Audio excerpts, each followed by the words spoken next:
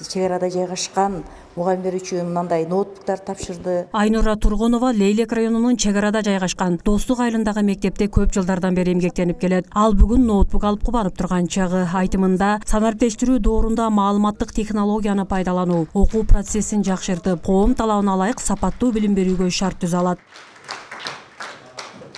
Чек арада жайгашкан мугалимдер үчүн мындай ноутбуктар тапшырды. Бул албетте биз үчүн стимул болду. Ошондой эле эң жакшы жөрөлгө бүгүнкү күндө негизги биздин проблемабыз балдарга билим берүүдө ошол жаңы технология, санарип учур болгондуктан бул ноутбукту алуу менен бир кыйла ишим алдына жылат, жеңилдейт.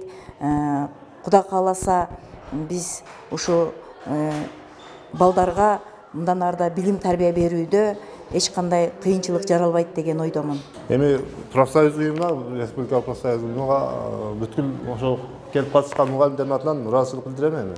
Ушинтип колдой берсе мугалимдер дагы жакшы иштейт го деген ойдомун.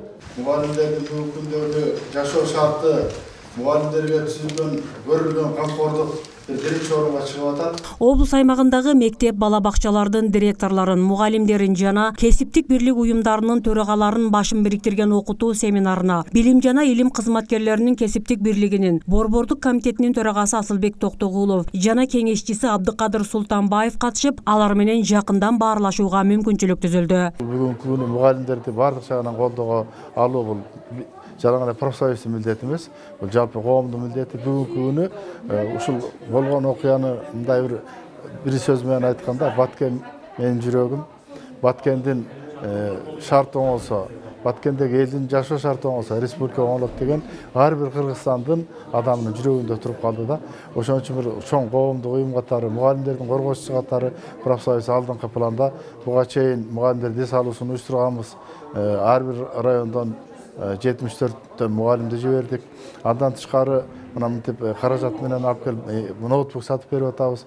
Андан тышкары баягы пандемия учурунда дагы көп мүмкүнчүлүктөрдү пайдаланып жардам кылганбыз да. Бул эми бүгүнкү күнү негизги коомдо ушундай шарт түзүлүш керек. Президентибиз баш болуп өзгөчө жетекчилик алып атат.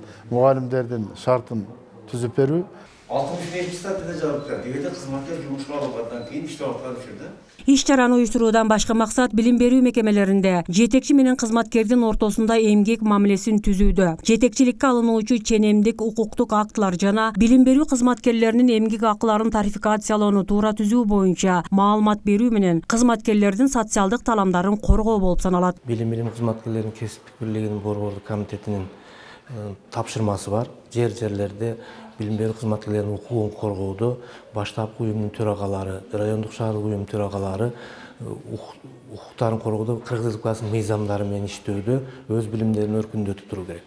Ошол максатта област комитетинин иш планына ылайык мына ушул апрель айына пландаштырдык эле баштапкы уюмдардын төрагалары үчүн, жаңыдан дайрылган директорлор үчүн билим берүү кызматкерлерин жумушка алууда, жумуштан бошотууда жана Кыргыз Республикасынын өкмөттүн токтому менен эмгек акылары жогорулады. Ошонун негизинде эмгек акылары төлөөдө, туура тарификациялоодо, кошумча төлөөлөр жүргүзүлүүдө кандай тарификация жүргүзүү керек, кайсы мыйзамдар менен иш алып баруу керек, ошол максатта окутуу семинарын өткөрүп атабыз. Эске салсак, буга чейин чек ара айылдарындагы мектеп мугалимдерине колдоо көрсөткөндөрдүн сап башында билим жана илим кызматкерлеринин кесиптик бирлигинин борбордук комитети болгон. Билим берүүчүлөргө акчалай жардам жана атайын эс алуулар уюштурулган. Ал эми бүгүнкү иш-чарада Баткен жана Лейлек райондорундагы чек ара жаңжалында жабыркаган 20 мугалимге ноутбуктар тапшырылды. Бул өз кезегинде мугалимдердин заман талабына шайкеш жаңы маалымат технологиялык каражаттарды пайдаланып сабак өтүү ишмердүүлүктөрүн өнүктүрүүгө мыкты салым боло алары талашсыз.